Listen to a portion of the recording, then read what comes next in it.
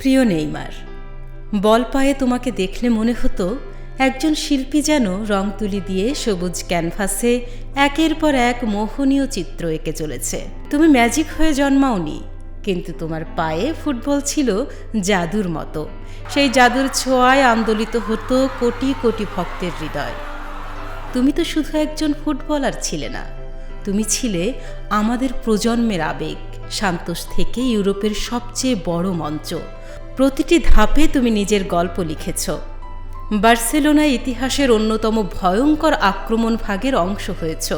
প্যারিসে হয়েছ নতুন যুগের পোস্টার বয়। দেশের জার্সিতে হয়েছ ব্রাজিলের সর্বোচ্চ গোলদাতা। এত এত অর্জনের মাঝেও কোথাও যেন একটুখানি বিরহের সুর রয়ে গেছে। আজ তোমাকে মনে করলে সবার আগে মনে পড়ে একটি আক্ষেপ। তুমি প্রিন্স হয়েই রয়ে গেলে, অথচ গোটা দুনিয়া অপেক্ষায় ছিল তোমাকে রাজা হতে দেখবার। কিন্তু ফুটবল বিশ্বে তোমার মতো এত অভাগা আর কজনই বা আছে। ভাগ্য যেন বারবার তোমার সঙ্গেই নিষ্ঠুরতর খেলাটা খেলেছে। একের পর এক চোট, অসময়ে থেমে যাওয়া ছন্দ, বিশ্বকাপের মঞ্চে অপূর্ণ স্বপ্ন, সব মিলিয়ে ইতিহাস তোমার প্রাপ্যটা পুরোপুরি লিখতে পারল কই? আচ্ছা, যদি সেই ইনজুরিগুলো না আসতো, হয়তো তোমার নামের পাশে আরও কত ট্রফি, কত রেকর্ড, কত গৌরব যোগ হতো। হয়তো ব্রাজিলের হেক্সা মিশনের বিশ্বকাপ ট্রফিটা তোমার হাতেই শোভা পেত। হয়তো যদি শব্দটা কোনোদিনই উচ্চারণ করা হতো না। কিন্তু নেইমার, জেনে রেখো, এই দুর্ভাগ্য শুধু তোমার একার নয়। তোমার হাতে বিশ্বকাপ ট্রফি দেখতে না পারার আক্ষেপ গোটা একটা প্রজন্মের।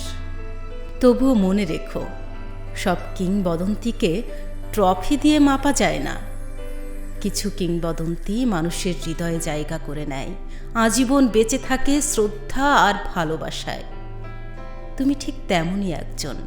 তুমি শিখিয়েছ ফুটবল শুধু জেতার গল্প নয়, কখনো কখনো অবিরাম ভালোবাসারও আরেক নাম।